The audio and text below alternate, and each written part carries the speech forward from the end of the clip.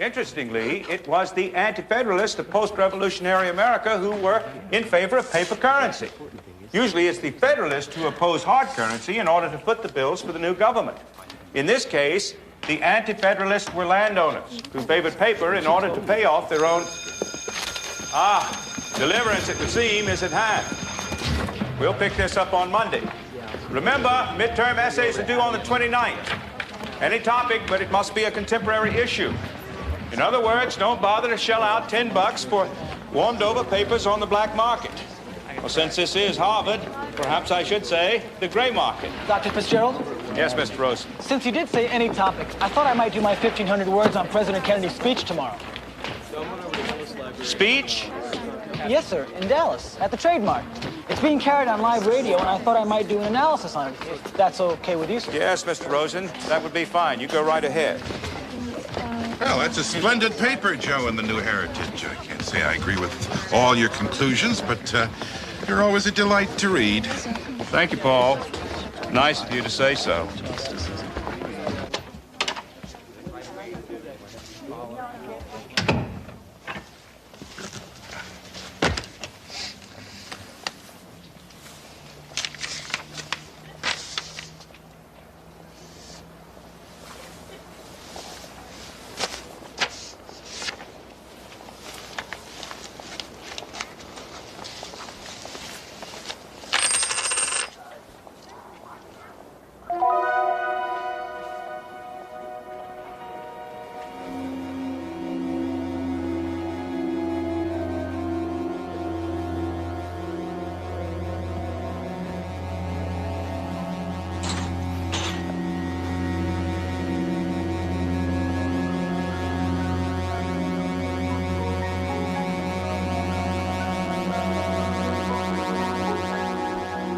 Kate, I wasn't expecting you for another month.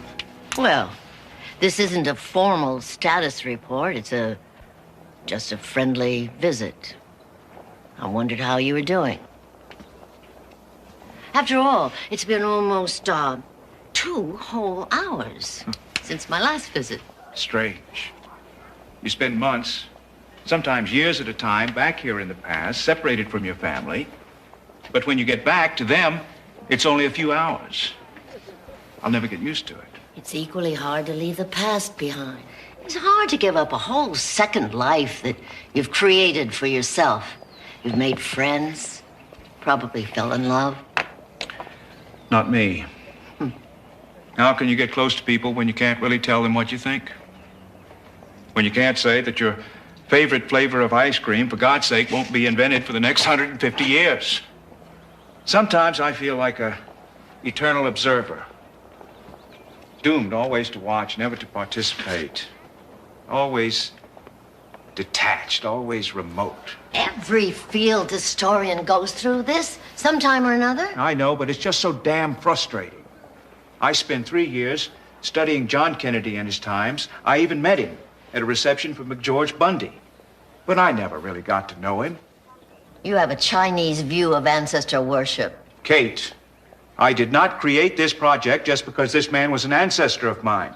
These are arguably some of the most turbulent times America ever saw. You don't have to go to Dallas tomorrow. You know that? Kate, this is my project. I got the funding. I'm the one who spent the last 3 years here. I'll see this through to the end. It's just that I never really got to know him. And now I've got to go watch him. Ken, what's that? It's family keepsake. It's a good luck charm.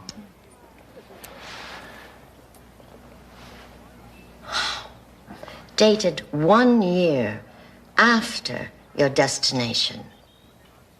Against policy. But not strictly enforced. Kate, give me a break, please. Let me have my own particular form of ancestor worship.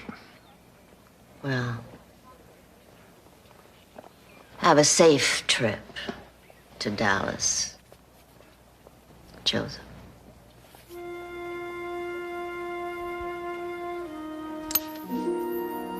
Sai Jen, Lao Pung Yang. Sai Jen. What'd you say? Well, guess I'll ask you about that in 200 years. Might as well get this over with.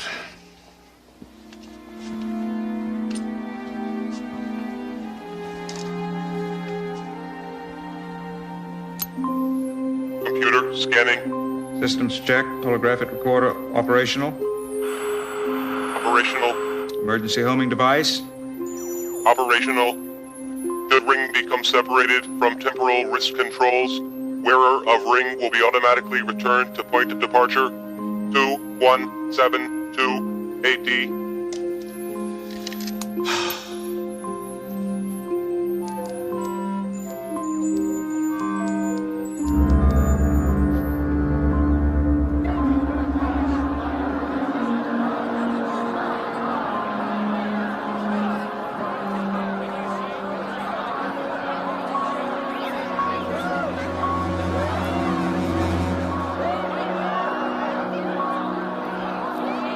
Where in the Sam Hill did you come from?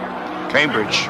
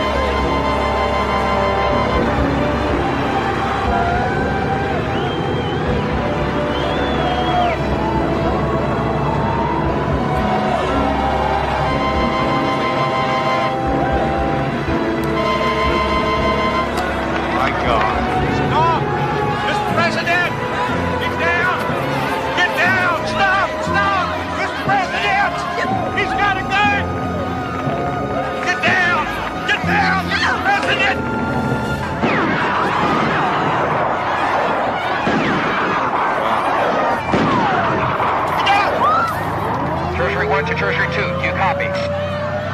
This is Treasury 2, I copy. Are the President and the First Lady unhurt? Affirmative, Treasury 2. President and First Lady are unhurt. Repeat, unhurt. All units, rendezvous Love Field, 1400 hours. Do you copy, Treasury 2? All right. I copy. Thanks, Ted. Treasury 2, over and out. Looks like Mr. Rosen will get to do his essay after all. Pardon me? Nothing. I check out as an upstanding citizen. And then some. You didn't tell me you knew Secretary of Defense McNamara. I don't really. I met him once or twice in Harvard functions. That's all. Seems he's a big fan of yours. Admired some article you wrote, applying mathematical games theory to historical analysis. You were in Dallas to hear the president's speech, I take it. Yes, and record him for my class at Harvard. This baby must have some telephoto lens on it for you to have seen a gunman from that distance, Actually, no. All I saw was a glint of sun on metal. I guess I panicked. It's damn lucky you did.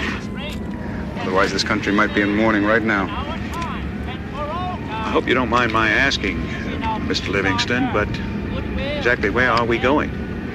You met the president before, Professor? Only in passing. Oh, he recognized your name. Wanted to meet with you after his speech. He's cutting short his trip to Texas. Everyone's fairly rattled by the shooting. We're scheduled to rendezvous with him at Love Field in about 20 minutes.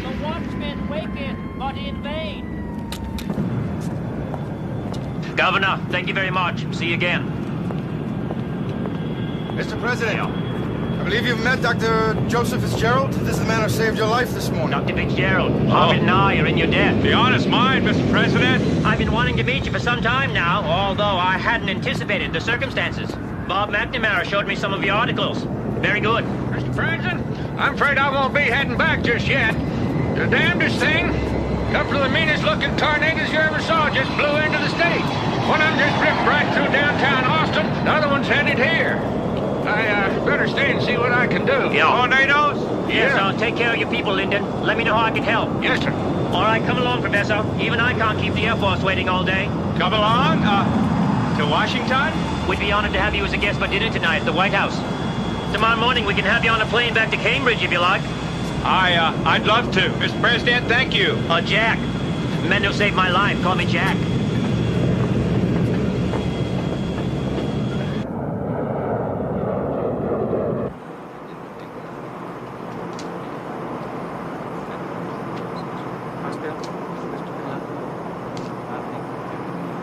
What are you thinking about? Strange feeling. Being shot at. In the war, it was different. Impersonal. They weren't shooting at you, really. Just the uniform. Maybe whoever shot at you wasn't shooting at you, but the office you represent. That may be. But nobody ever shot at Eisenhower. You sure you're no relation to old Honey Fitz, my grandfather? No, I don't think so. That's too bad. According to the press, if you had been a relative, there might have been a place for you in my cabinet. You like fencing with the press, don't you? Oh, you take your fun where you can. God knows there's little enough of it in the job itself. When you're campaigning, it's easy enough to get caught up in the excitement of it all. Politics, easy to convince yourself that it's all a game, an invigorating game. At days like today, you know damn well it's not a game. Days like today, days like April 17th, 1961. Bay of Pigs. Damn stupid idea. I should never have gone along with it, never. Suddenly, I wasn't just politicking. I was responsible for men's lives. It was like having my PT boat sunk again, only this time, I couldn't do anything to save them. You know, my father drummed into us when we were growing up that you needed power to get anything done. Power. But after Berlin and the missile crisis, I don't know. No one man should have that much power. No one man should have to have it. You are way ahead of your time. It will probably take another century before people see it that way. If people see it 100 years from now, it will have been worth the wait. Excuse me, Mr. President. There's a radio phone call for you from Defense Secretary McNamara. Excuse me. Oh, and Dallas police called. They've captured a man named Lee Oswald. They're charging him with attempted murder. They believe he's the one who fired the gun.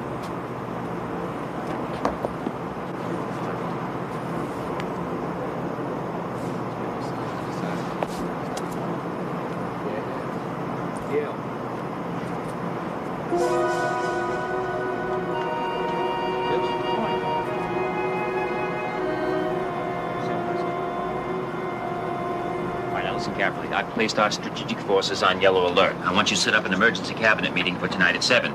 Rusk is on a plane to Japan. See if you can get him back. I want Taylor, Bundy, and Sorensen. Yeah, and Bobby.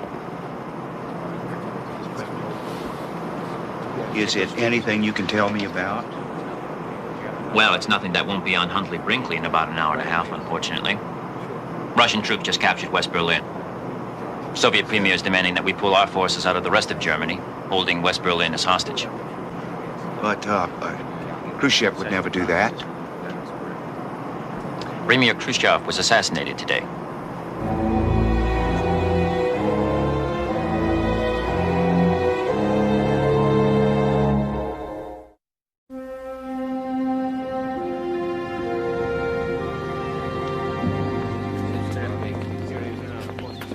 Joe, we're going to have to give you a rain check on that dinner. Feel free to stay the night. In fact, I'm afraid I'm going to have to insist on it. Security precaution. Oh, yes, Mr. President, I understand. So there'll be a full staff meeting. Oh, my camera. Where's my camera? Yes. Not in the car? Make sure all the men are assigned to that. I must have left it on Air Force One. Don't worry, Mr. Fitzgerald. We'll have it delivered to you before you leave. Yes. Fine, Mr. Livingston. Excuse me. Thank you very much. Wait up for a second, would you? Right this way, sir. Initial effect of intervention in Kennedy assassination. Time distortion caused by interference in history. Subsequent pressure release by tornadoes at intervention site. Insufficient to counterbalance temporal damage. Compute to the extent of damage in the time stream. Massive tears in the fabric of time. Temporal rift of unprecedented proportions. Temporary stabilization achieved by Khrushchev assassination. Long-range projection. Continued temporal distortion. increasing geometrically the longer this timeline remains in existence. Give me the worst and the best case outcomes in this timeline, with assigned probabilities. Worst case scenario, nuclear exchange between the superpowers results in total annihilation of biosphere. Probability 77%. Best case scenario, surrender of Western Europe within 6 years. Military costs collapse Soviet economy. Soviets blackmail West for food, culminating in agrobacterial war. Result, total annihilation of biosphere within century. Probability 12%. You mean there's only 11% possibility of avoiding total war in this timeline? 0%. 11% includes all other scenarios leading to total annihilation of biosphere. Since this timeline's not viable, give me all options for repairing the original timeline. There exists only one viable option. The Kennedy presidency must end as history originally recorded. Oh, dear God. What have I done? Yes, General, what is it? Sir, one of our NATO B-52s en route to Berlin is under attack by Soviet MiGs. The pilot is requesting permission to return fire. What shall we tell him, sir? Mr. President? Yes, General. Sir, what are your orders? You tell the pilot to defend himself. Yes, Mr. President. God bless you, sir. God bless us all, General. Remarkable. In my years with the Treasury, I've never seen a counterfeit this faithful to Mint's standards. Whoever did that is an artist. Then it is a counterfeit. It's not something our Mint has in the works for next year? No, of course not. But how could it be? Other countries stamp reigning sovereigns on their coins, but it's against U.S. policy to mint the image of any living person. Could it be a practical joke of some sort? Or a prototype of a campaign handout? Maybe one of the president's brothers or the Republicans? I doubt it. I mean, they'd have to know that it was a felony. Oh, what about this Fitzgerald? You're sure his credentials are solid, huh? Maybe a little too pat. All of his papers are in all the right places, but I can't find anybody that knows him or knew him before he started teaching at Harvard. That's too damn convenient. He's Johnny on the spot to save the president's life.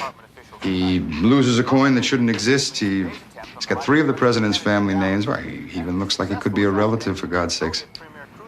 And with a crisis coming on that's possibly more dangerous than Cuba, the president's confiding in a stranger like he's a long-lost brother. If you ask me, this Dr. Fitzgerald could very easily be a Soviet sleeper. Ray, I find that hard to believe.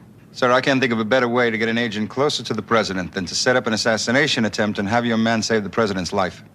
Hey, well, what about this coin? Now, what Russian agent carries around a patently phony and illegal coin and then loses it aboard Air Force One, for God's sake? Then there's the camera. What about it? I got one just like it for Christmas last year. With all respect, sir, I don't think you did. I've had metallurgists at Defense going over it all night long. Not only can't they take it apart, they can't even open it up. It's made of some sort of weird alloy they've never even seen before. It's harder than steel. It's impervious to X-rays. It's like nothing we have in development. Get Fitzgerald in here now.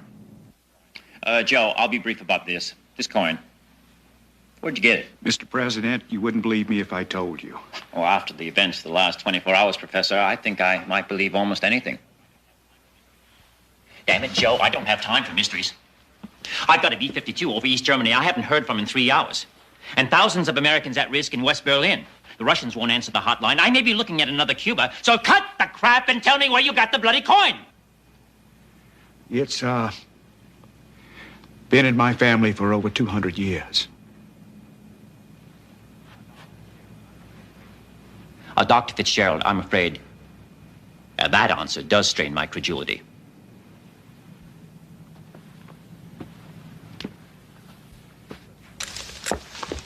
Easy, Professor.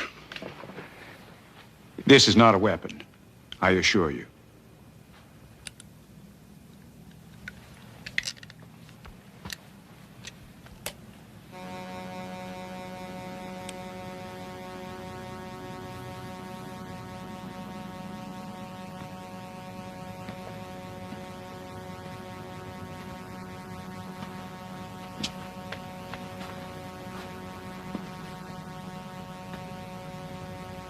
I'm a historian, Mr. President.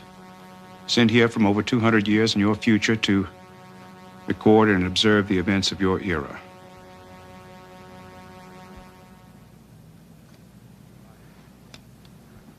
If you like, I can show you some holographic tapes of other eras, other time periods. I don't think that'll be necessary. Oh, God help me, I think I believe him. Mr. President, I believe Secret Service rules prohibit an agent from drinking while on duty. Permission granted to go off duty. For all of us, Ray.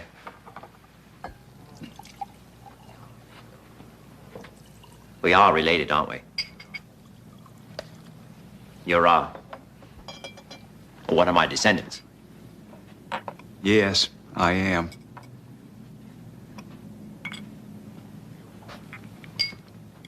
To your health.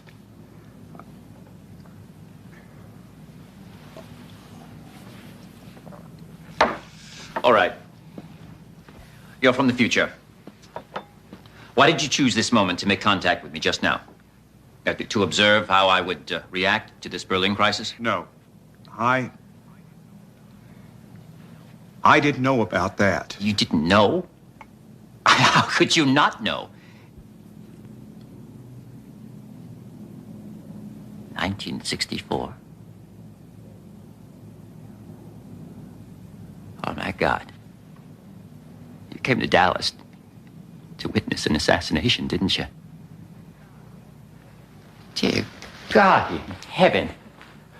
Khrushchev, Soviet invasion, none of this was supposed to happen, was it? The fabric of time has been bent, distorted beyond its normal shape. And this Berlin crisis would be the end of the world, wouldn't it? Is there any way to undo the damage? Yes. I have to go back, don't I? Mr. President, you can't. Joe, you'll do this for me. We Kennedys always solve our problems within the family. Joe, the family goes on. Oh, yes. And more than that. In my future, we have seen the realization of your greatest dreams. We have eliminated tyranny, war, poverty, and we've moved out among the stars. Due in large part to that first step you made back in 1961. Thank you for telling me that, Joe. I see no point in putting this off. If there's anyone you'd like to say goodbye to. I wouldn't be able to leave them if I did. And they wouldn't remember anyway, would they? Hey, what do you want me to do?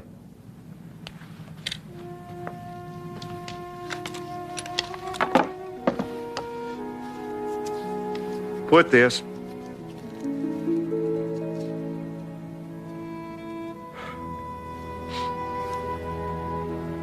Put this on. Mr. President, let me. Ray, it's my boat.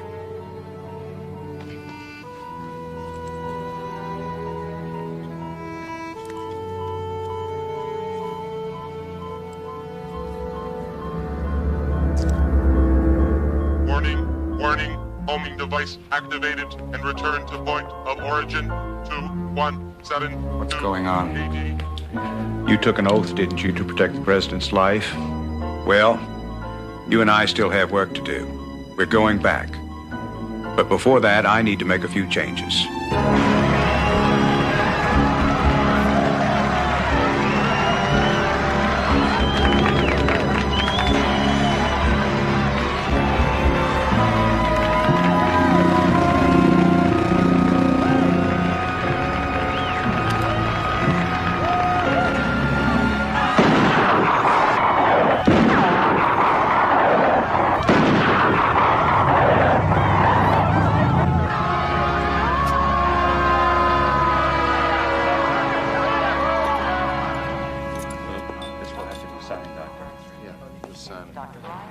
wrong, Doctor?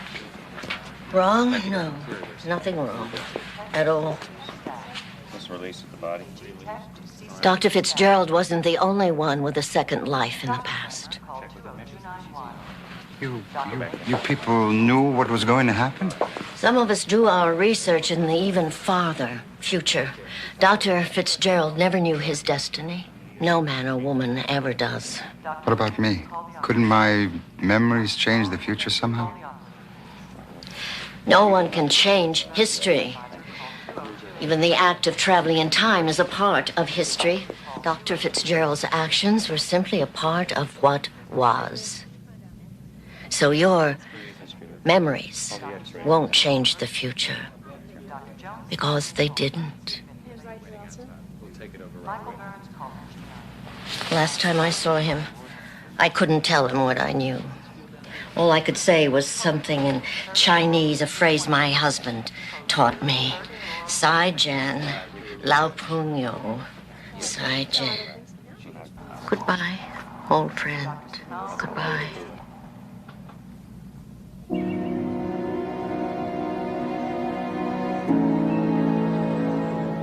History records many facts, some of them right, some of them wrong. But let the record show that in any age, good or bad, there are men of high ideals, men of courage, men who do more than that for which they are called upon. You will not always know their names, but let their deeds stand as monuments, so that when the human race is called to judgment, we may say, this too was humanity.